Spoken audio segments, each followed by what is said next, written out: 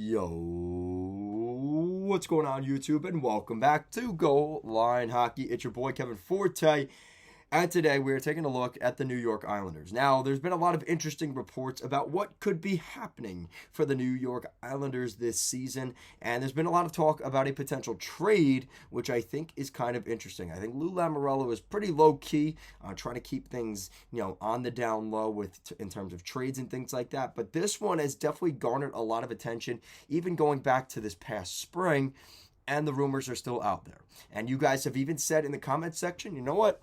I'm going to give him a shout out because I think he knew I was going to make this video. So I'm going to shout him out. Now, we had a comment here from the channel. And this is Fearless Leader. Shout out to Fearless Leader. He said the Isles should definitely scoop him up for a reasonable price. And this is my video on Jakob Chychrun future. And he said the Isles should definitely scoop him up for a reasonable price. Imagine him as the number 6D instead of Sebastian Aho or Robin Salo. And I'll get to that in a second. Isles defense would be stout. Right now, I fear they are one injury away from a big problem. Now, I agree with you, and obviously, thank you very much, Fearless Leader. Shout out to you. Hopefully, you're watching this video. So, what we have to look at here with Jakob Chychrun is the problem is if you want, for a reasonable price, well, what is a reasonable price? Because the rumors we're hearing are it's the equivalent of 2 first-round picks. So whether that's your 2023 and 2024 first-round picks or a player that was a former first-round pick and this year's first-round pick, it's got to be something around there. And I think that's why the price is kind of amusing to a lot of teams because they see the potential in what Chychrun could provide to their team.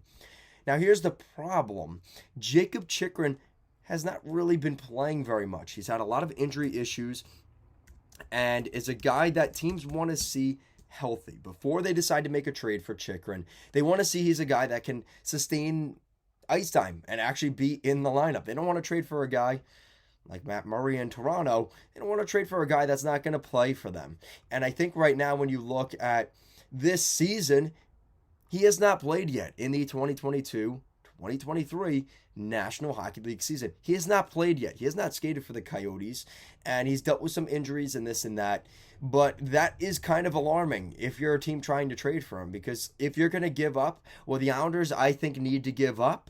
You want Chychrun to be able to play the first game possible, because the Islanders can't afford to just trade for a guy that's going to be ready for the playoffs, because there's no guarantee you make the playoffs yet if you're the Islanders, right? So that's what we're looking at here.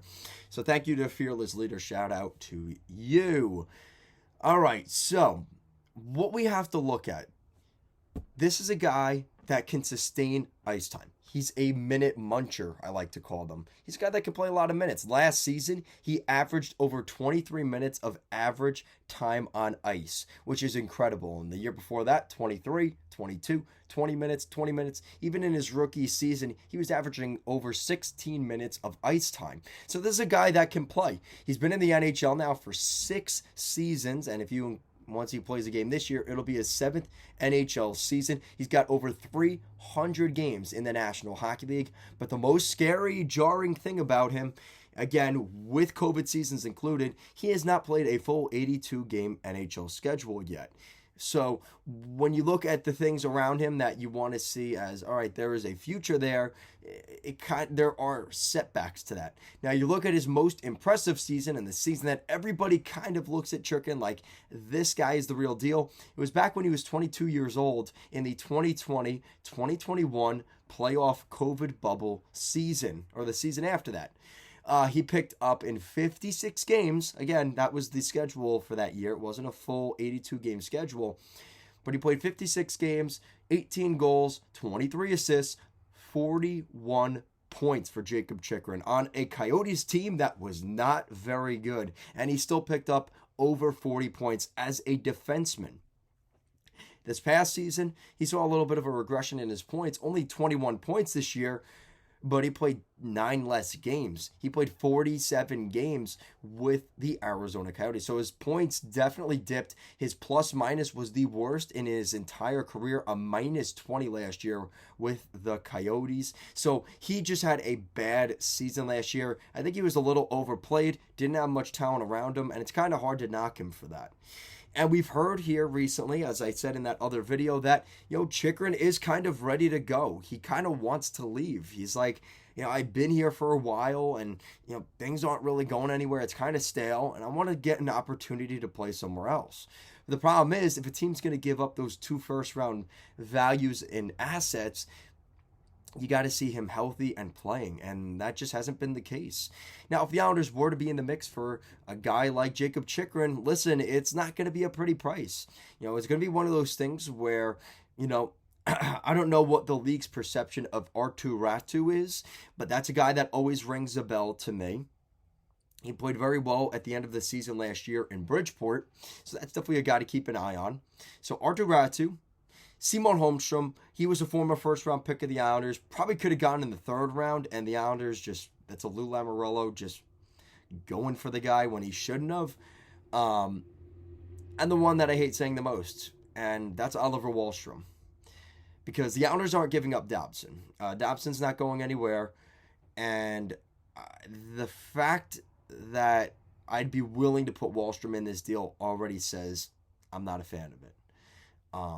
The problem is, even with Raty, the Islanders don't have the scoring depth to trade their one goal scorer, which is Wahlstrom, and a potential goal scorer in Arttu Raty.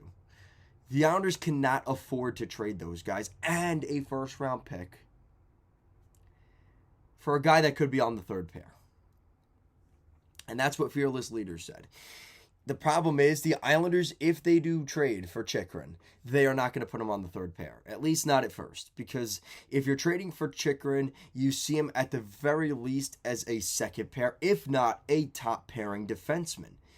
Because if you're going to give up Wahlstrom and a first-round pick, you're not trading that to be a 3rd pairing guy, unless you're a cup contender, which you could argue the Islanders were a couple years ago, maybe not so much today.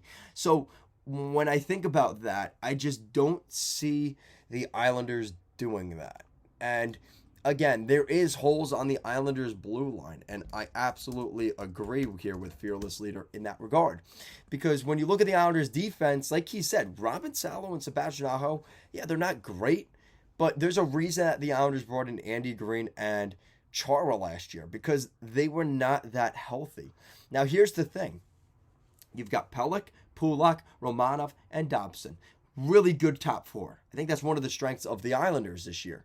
Then you've got Sebastian Aho, Scott Mayfield, and then obviously Robin Salo, and whoever else could be in that mix, right? Guys in the AHL that we aren't even really talking about. Mitch Van de Sample, trying to think of who else even in Bridgeport is there. But you get what I'm saying. It's those AHL guys. So, Chychrun would be a great addition there. And I completely agree that Chychrun is a guy the Islanders should be looking at, because he would definitely be a bolster over Aho. And again, I like Aho as a 7th, 8th defenseman, maybe even a guy in the AHL. But for the Islanders, for what they want to do, and the possibility that you lose Mayfield this next summer, he's due for a new contract this summer, maybe the Islanders make that move. But again, do you want to trade your top right wing scorer, top line right winger, Oliver Wahlstrom, and a 1st-round pick for Chychrun? I don't see that happening. Now, again, I'm willing to lean on Raty in a first, but even that, I shake my head, because the Islanders just don't have the scoring depth.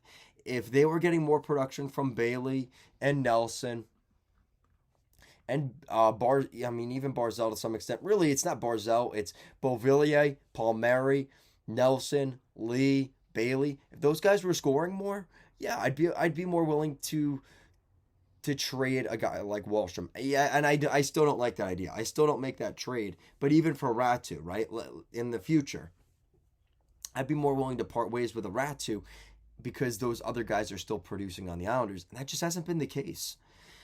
So let me know what you guys think in the comment section down below. Do you guys think the Islanders should take that swing at Jakob Chychrun? I think the idea is they want to see him healthy, and they don't want to make a trade, trading Ratu in a first, probably, for a guy that just hasn't played a whole lot, right?